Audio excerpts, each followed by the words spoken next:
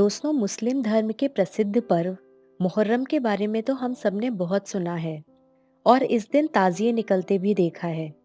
लेकिन क्या आप जानते हैं कि यह एक त्योहार नहीं बल्कि शोक मनाने का दिन है। चलिए जानते हैं क्या है मुहर्रम का सत्य। यदि आपने अब तक हमारे चैनल को सब्सक्राइब नहीं किया है तो अभी सब्सक्राइब करें। मुहर्रम इमाम हुसैन और उनके साथ शहीद हुए लोगों की याद में मनाया जाता है। इमाम हुसैन अल्लाह के रसूल पैगंबर मोहम्मद के नाती यानी नवासे थे।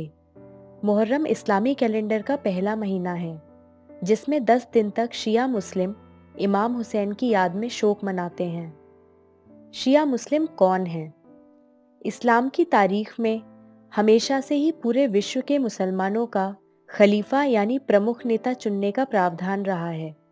इसलिए पैगंबर मोहम्मद के बाद 4 खलीफा चुने गए। मुस्लिम लोग योग्यता और शक्ति के आधार पर सुरक्षा के लिए खलीफा चुनते थे। तो जिन लोगों ने हजरत अली को अपना इमाम चुना वे शिया कहलाए, जिसका अर्थ है शियाने अली यानी हजरत अली के समर्थक। इसके विपरीत सुन्नी चारों खलीफाओं के चुनाव को सही मानते हैं। क्यों हुए इमाम हुसैन शहीद? पैगंबर मोहम्मद साहब के दुनिया से रुखसत होने के लगभग 50 वर्ष बाद इस्लाम धर्म के लोगों के बीच गहन अत्याचार पनपा। दरअसल मक्का से दूर स्थित सीरिया के गवर्नर यजीद ने खुद को ही खलीफा घोषित कर दिया। यजीद के काम करने के तरीके में तानाशाही झलकती थी और इस्लाम जैसे धर्म में तानाशाही या बादशाहत के लिए कोई जगह नहीं थी। जमीन से आसमान तक सिर्फ अल्लाह को ही बादशाह माना जाता था। पैगंबर मोहम्मद के नाती इमाम हुसैन, जो उस वक्त मक्का में थे, ने यजीद को खलीफा स्वीकारने से इनकार कर दिया। खलीफा बनने के बाद यजीद ने गुस्से में आकर मदीना के राज्यपाल वलीद पुत्र अतवा को फरमान भेजा कि वो हुसैन को यजीद को खलीफा मानने और उसकी आज्ञाओं का पालन करने के लिए राजी करें, और यदि हुसैन नहीं माने तो उनका सिर काटने का आदेश दिया। वलीद पुत्र अतवा ने हुसैन को राजभवन में बुलाया और यजीद का फरमान पढ़कर सुनाया। फरमान सुनकर हुसैन ने जवाब दिया, मैं एक भ्रष्टाचारी, व्यभिचारी तथा अल्लाह रसूल को ना मानने वाले यजीद का हुक्म नहीं मान सकता। इसके बाद इमाम हुसैन अपनी हज यात्रा को पूरा करने के लिए मक्का शरीफ पहुंचे। वहां पर भी यजीद ने अपने सिपाहियों को हुसैन साहब का कत्ल करने के लिए भेज दिया। इस बात का इमाम हुसैन को पता चल गया था और वो मक्का जैसी पवित्र जगह पर ऐसा कुछ नहीं होने देना चाहते थे, क्योंकि मक्का में हत्या हराम है।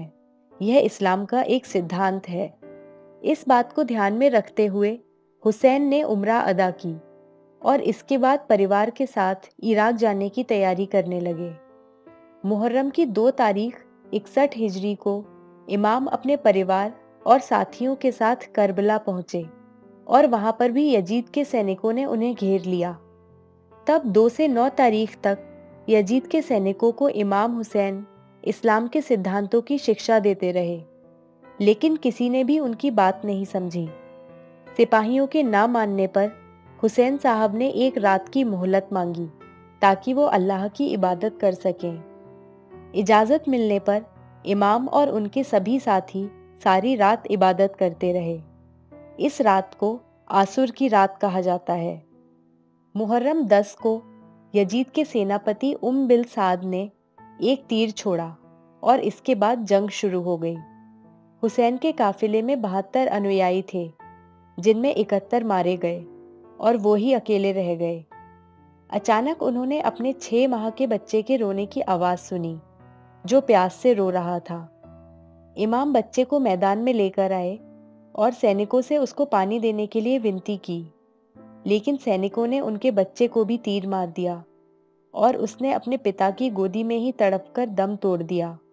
इसके बाद इमाम हुसैन का भी कत्ल कर दिया गया और इस तरह हजरत इमाम हुसैन ने इस्लाम और मानव जाति के लिए अपनी कुर्बानी दे दी। और इसी कारण मुस्लिम धर्म के लोग मुहर्रम के दिन खुद को जंजीरों से पीटकर, सिर पर चाकू खंजर मारकर, लहूलुहान होकर शोक में डूब जाते हैं और इमाम हुसैन को याद करते हैं। अब जानते हैं ताज़िया क्या है। ताज़िया शिया मुस्लिमों के द्वारा प्रयोग किए जाने वाला एक तरीका है जिससे वो अपने पूर्वजों को श्रद्धांजलि देते हैं। मुहर्रम के 10 दिन तक लकड़ी तथा बांस के उपयोग से इसे सजाया जाता है और 11वें दिन इसके साथ लोग पूरे नगर में भ्रमण करते हैं। ताज़िए को इमाम हुसैन का प्रतीक माना जाता है और अंतिम दिन इसे दफना दिया जाता है। तो फ्रेंड्स, इस तरह हुई मुहर्रम की शुरुआत। आपको यह जानकारी कैसी लगी? अपने व्यूज़ ज़रूर शेयर करें। वीडियो को लाइक और शेयर भी करें। हम पोस्ट करते रहेंगे ऐसी ही रोचक जानकारी। साथ ही हमारे चैनल को सब्सक्राइब करना और बेल आइकन को क्लिक करना बिल्कुल ना भूलें।